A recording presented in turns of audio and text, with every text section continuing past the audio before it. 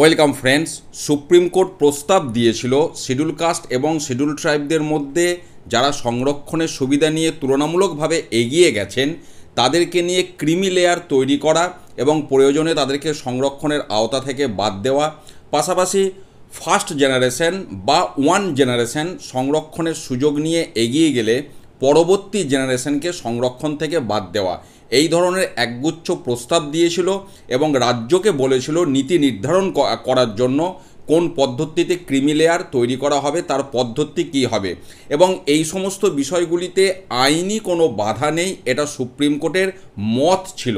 তারপর এই বিষয়টি কোন দিকে এগিয়ে গেল এ খবরটা জানা প্রত্যেকেরই জরুরি, তার কারণ সংরক্ষণ সরাসরি শিক্ষা এবং চাকরির ক্ষেত্রে প্রযোজ্য হয়, বিষয়টি প্রত্যেকের জানা দরকার। সেই উদ্দেশ্যে আমি তার পরবর্তী খবরটি জানানোর জন্য এই ভিডিওটা তৈরি করলাম। যেটা বলা হচ্ছে থাকছে সংরক্ষণ, কেন্দ্র কি বলতে চাইছে, তপশিলি জাতি ও জনজাতি সমাজের মধ্যে যারা আর্থিকভাবে সচ্ছল তাদের চিহ্নিত করে সরকারি শিক্ষা প্রতিষ্ঠানে ভর্তি ও সরকারি চাকরিতে সংরক্ষণের সুবিধা বাতিল করা হোক বলে নির্দেশ দিয়েছে সুপ্রিম কোর্ট। শীর্ষ কোর্টের সেই সিদ্ধান্ত যাতে কার্যকর করা না হয় সেই দাবি জানিয়ে আজ প্রধানমন্ত্রী নরেন্দ্র মোদীর সঙ্গে দেখা করেন বিজেপির তপশিলি জাতি ও জনজাতি সম্প্রদায়ের সাংসদেরা। প্রতিনিধি দলের দাবি শীর্ষ আদালতের রায় বাস্তবায়িত হবে না বলে তাদের আশ্বস্ত করেছেন প্রধানমন্ত্রী।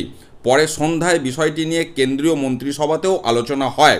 এ নিয়ে রেলমন্ত্রী অশ্বিনী বৈষ্ণব জানান, সংবিধানে তপশিলি জাতি ও জনজাতির জন্য যে সংরক্ষণ কথা বলা হয়েছে তা বজায় থাকবে, এতে কোনো পরিবর্তন হবে না। মূল খবর এটুকুই।